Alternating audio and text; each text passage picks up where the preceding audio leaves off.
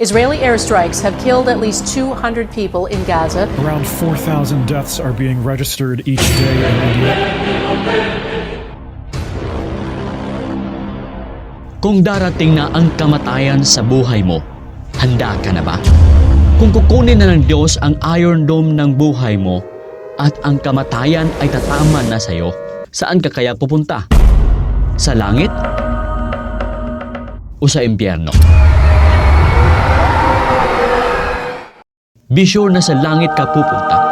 Kasi sabi nga ni Duterte, life that is lost forever.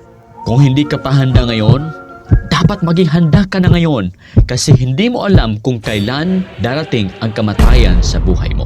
Ngayon, bibigyan kita ng dalawang bagay upang maging handa ka sa panahon ng kamatayan mo.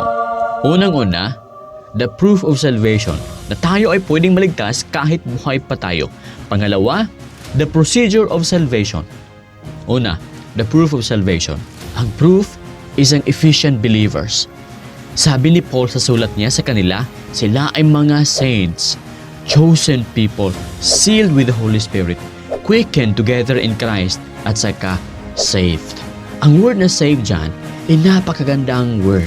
Yan ay perfect tense sa Greek. In Greek, perfect tense means an action initiated in the past, the effect of which continues to the present and beyond. Ibig sabihin, ang mga Ephesian believers ay ligtas na noon pa, ngayon na si Paul nagsulat sa kanila, at hanggang future. Now, kung na-experience yan ng mga Ephesian believers na sila ay buhay pa, ma-experience din natin yan. Salvation is for the living. Sabi nga ni Paul, now is the day of salvation. Pangalawa, the procedure of salvation. Alam na natin na pwede ngayong araw na ito tayo ay maligtas. Ngunit, papaano kaya tayo maligtas? This is the second point, the procedure of salvation. Sabi ni Paul sa kanyang letter sa Ephesians chapter 2 verse 8 and 9, for by grace you have been saved through faith, and that not of yourselves, it is the gift of God, not of works, lest any man should boast. Sabi niya, for by grace you have been saved. By grace. Grace is the cause of their salvation. Hindi law kasi law brings wrath, kundi grace kasi grace brings forgiveness and salvation. What is grace? Grace is God's generous favor to undeserving sinners. Now, papaano nila natanggap ang grace at saka salvation ni Christ? Now, sabi sa Biblia, for by grace you have been saved through faith. Sa pamamagitan ng kanilang pananampalataya na ang kinila ang grasya at ang kaligtasan ni Kristo Jesus. Now, faith is the channel by which the salvation flows to the sinners. Salvation is by faith alone. Uulitin ko, salvation is by faith alone. Sa Ephesians 2:8, it is not of yourselves. Hindi yan sa pamamagitan ng iyong sarili. Hindi dahil mabait ka, hindi dahil ginawa mo ang law ng Diyos, hindi dahil namigay ka, hindi dahil pari ka, hindi dahil pastor ka. Sabi ni Paul, Ephesian believers, hindi dahil sa kung sino ka, kundi dahil sa grasya at sa pamamagitan ng pananampalataya.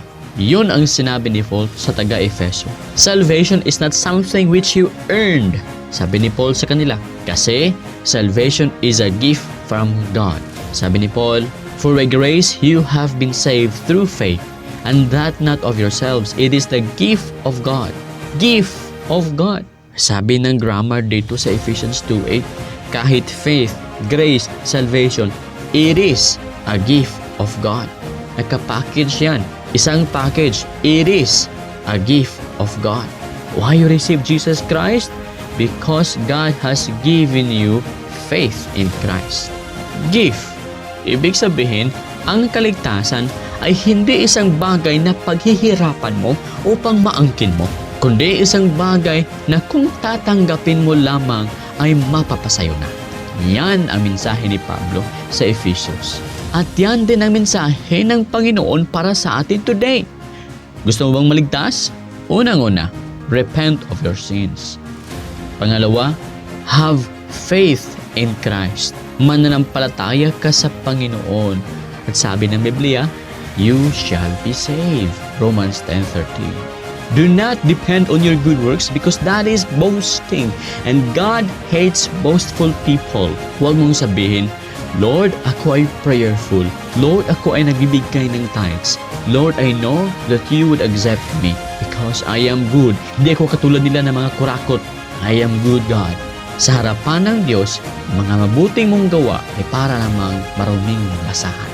Unless kung ang dugo ni Kristo Jesus ay maghuhugas sa iyong mga kasalanan, hindi ka talaga tatanggapin ni Kristo.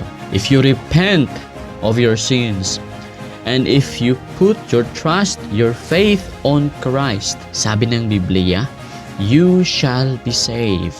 Kung naligtas ang Ephesian believers dahil sa kanilang pananampalataya kay Kristo Jesus, ikaw ay maliligtas din sa punishment ng iyong kasalanan. At walang duda yan, 100% yan. Kung ikaw ay mamamatay man ngayon, bang, walang problema, langit ka pupunta. Salamat sa inyong pagkikinig. Sana'y i-share nyo ito, ang video na ito sa inyong mga minamahal upang malaman nila na pwede pala tayong maligtas kahit buhay pa tayo at saka malaman nila kung paano tayo maligtas. Simple lamang, repent and believe on the Lord Jesus Christ. Kung gagawin natin yan, maliligtas tayo. May blessing pa, may Holy Spirit pa na tatatak sa ating puso tungo sa araw ng katapusan. This is the Truth Bible Talk.